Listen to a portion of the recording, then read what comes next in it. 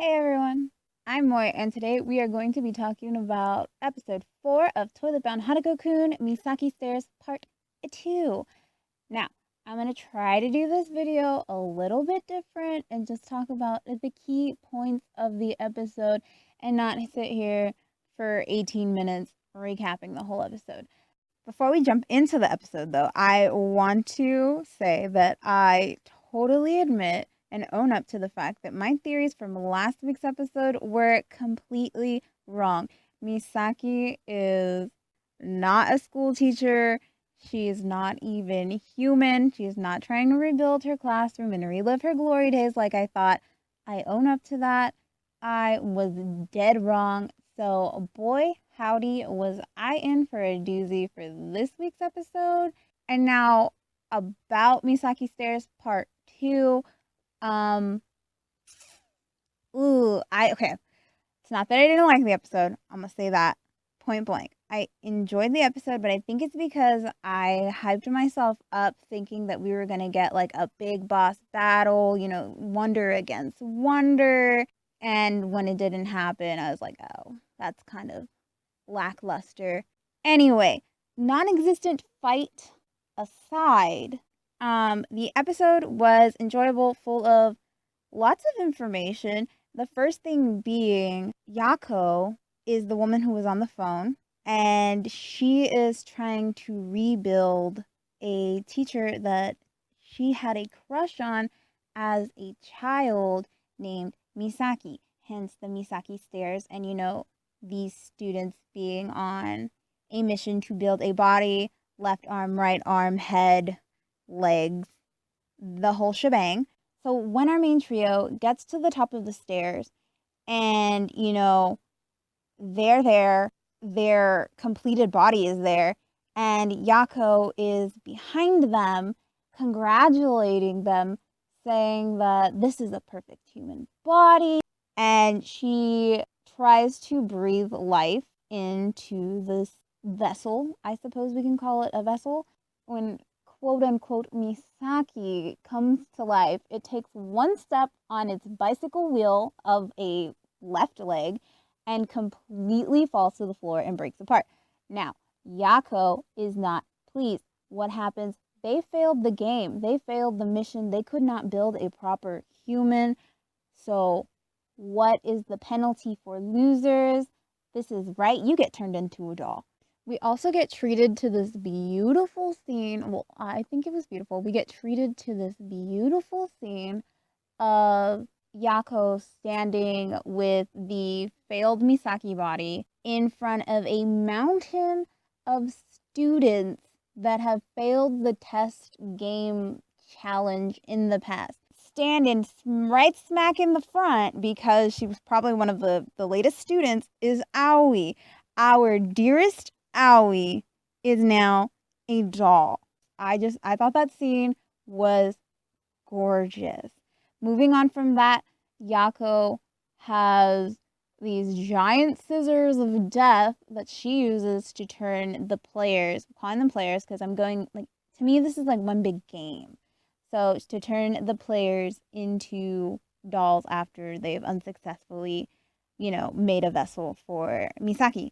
These scissors are so wicked. Not their size, because they're ginormous scissors, a huge blade coming at you is going to be threatening. But if these scissors touch you, whatever limb part of your body that it touched, it turns into a doll, like full on Raggedy Ann stuffed doll limb. That's so cool. We have Minamoto jumping in front of Nene to, stop her from being, at this point, we think killed. And he tosses his arm up. And now he has a Raggedy Andy limb. I'm like, yes, fight. It's gonna happen. Spoiler alert, it does not happen. We're treated to a tiny scene of Hanako and Minamoto, trying to push Yako away from Nene, trying to make sure none of them turn into dolls. So Nene is tasked with finding the Yorishiro. She can do this. We believe in her. Hanako pushes her off the face of the earth, basically, and she's going down, travels through some water, and now she's in the deepest part of the boundary, which looks exactly like the memories that Yako has of meeting Misaki sensei. So it kind of makes sense that the deepest part of the boundary, of her boundary, would be tied to one of her most precious memories, especially if the Yorishiro is supposed to be an item that is dear to the wonder that gives them their powers. Like, you guys get what I'm saying? Like, it makes sense. Nene gets to learn more about Yako's backstory, and Yako has a schoolgirl crush on Misaki sensei, which, girl, I do not blame you. This dude is super cute. Like, I think he's attractive. We've all been there with schoolgirl crushes, but like, sir, I would get no learning done. How do you teach with that face? Misaki sensei taught Yako how to, read, write, because she's a fox spirit. She doesn't know how to do human things, which, okay, I know I've said it in my last videos, but this show is giving me big Natsume Yujincho vibes, but that's just because, yokai related.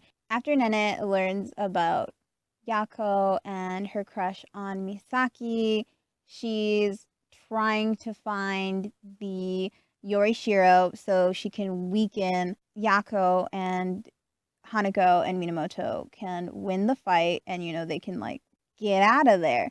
But of course, Yako is right there, and she's about to again decapitate our girl. I'm really hoping that at some point in the season we get to see Nene hold her own, because so far it's been Hanako coming to her rescue or Minamoto coming to her rescue. I'd really like to see Nene, be able to be like, you know what, this sucks. I'm gonna save myself, because she already has that heart where, she wanted to save Aoi. She said it was her job to save Aoi. She cares about her friends. She doesn't want anyone to be hurt. So I want to be able to see her fight. So hopefully one day when we get a really good shonen battle, we'll see Nene being able to jump into the fray and hold her own with the boys. This is what I want, and this is what I crave. Anyway, she's about to be turned into a doll, but Hanako, of course, comes to save the day. Now, she was able to summon Hanako. She noticed that the Hakujodai was right there before Hanako was there. Does Hanako always have a Hakujodai with her, or is she able to summon Hanako, like, with the Hakujodai at the drop of a hat? Like, I want to know. Hanako holds Yako back while Nene tries to find the Yorishiro. During this time, we get Nene being a total and complete badass. She turns around and she tells Yako, like, looking at you is like looking at my past self in the mirror. You're being selfish. You're not doing this for Misaki. You're doing this for yourself. Like, grow up. That was super cool, because she, back in the first episode, became self-aware, and character growth happens, and she's just becoming a better person and trying to help other people, other beings become better versions of themselves. Just honestly, this show does character growth so well. Like, not only is it visually stunning, it's just emotionally, it gets you right in the heart, and you're like, Nene, my precious little bean, you are growing, and I'm so proud of you. Just spread your message of self-awareness. Also, complete badass. She steps on the doll, like she's stomping on dolls, leaping over them. So just from that ending pose when she lands, I'm like, all right, she needs to join in the fighting. She can hold her own. I believe in her. Let her get some type of like artifact, some type of ghostly ability, and she's about to, like, that just screams shonen MC. Like, she's about to hold her own against Naruto. She gets to the Yorishiro, which happens to be a pair of scissors, As soon as the Yorishiro is broken, we get to see Hanako stab Yako straight in the chest with a good old chef's knife. And he tells her that he's stripping her of her title. So that makes me think, all right, if he's, of course, we've learned that Hanako was designated by a god to become the essentially patron saint of the wonders. He is the most powerful of the wonders. He has to keep the balance between apparitions and humans and make sure everything gets along harmoniously. So, of course, he would have the power to essentially demote a yokai spirit from being a wonder to just a regular supernatural entity. But my question is, what happens now that Yako, is not a wonder? Does that mean there's 6 wonders? Does a new 7th wonder pop up? Or does a new rumor happen with the stairs and a new yokai spirit takes over the stairs? If that made sense. So after the not so big boss battle, the boundary breaks. Nene's passed out, but while she's passed out, she sees a memory from Yako of the day that she got the scissors, and it's super sweet. Misaki sensei cut Yako's hair, telling her, that she's gonna look nice and that why does she have to be in the photo? And it's because he's taking his classroom photo in front of the little shrine that she sits in front of as, a kitsune spirit. And that just shows that he treasured their bond, that even though the other students were afraid of her or they couldn't see her, he cared enough about Yako for her to be in his class photo because, again, he taught her how to read and write. Yako was just another one of his students, and why wouldn't he want to have his full class in the photo? And even though she's hiding, he pulls her out of the statue and wants her just to experience this and be in the photo with the rest of the children. And I think that is so sweet. I love him. I can understand why she would want to bring him back. Nana wakes up from probably a concussion-induced nap. It's her and Hanako-kun, and Hanako is telling her that everything's fine and that this is the true form of Yako. She is, in fact, a kitsune, super cute, adorable, but she's still such a little brat, and she bites Nene on the hand even after Nene's like, I don't forgive you for torturing me and my friends and stealing all these children, but I broke your scissors, and for that, I'm sorry. Have the picture that I managed to save for you. Hanako tells Nene that all of the students that were turned into dolls should go back to normal by morning, and they won't remember any of this traumatic experience, which is a plus. But it also makes me really sad because then that means Nene is going to remember this experience and have the vision of Aoi's head rolling off her shoulders for the rest of her life, which is yikes.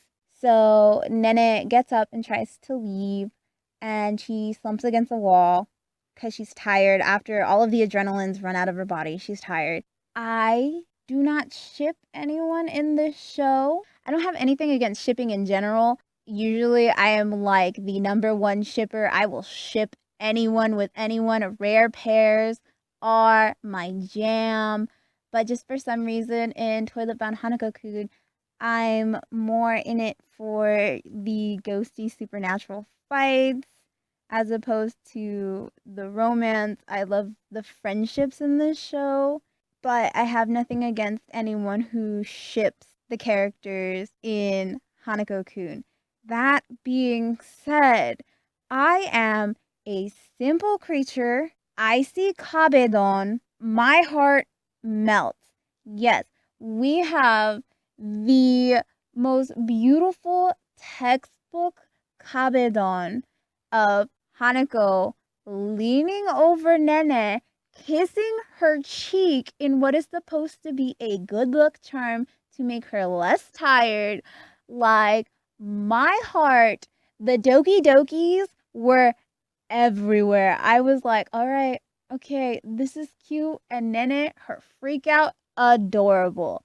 But I hope you guys did not forget that there was the crane in her pocket the entire time on this adventure. The crane flies out of her pocket into the air, and what happens? We see Nene's pretty boy that she ran into, the one who I thought was an exorcist, who I still think he might be an exorcist. If there's any theory that I'll stick by that this guy is an exorcist. We learn his name is Natsuhiko, and he is working with the green-haired girl that we see talking into her supernatural ham radio to the other side, where that other apparition keeps turning off the dial whenever she's talking.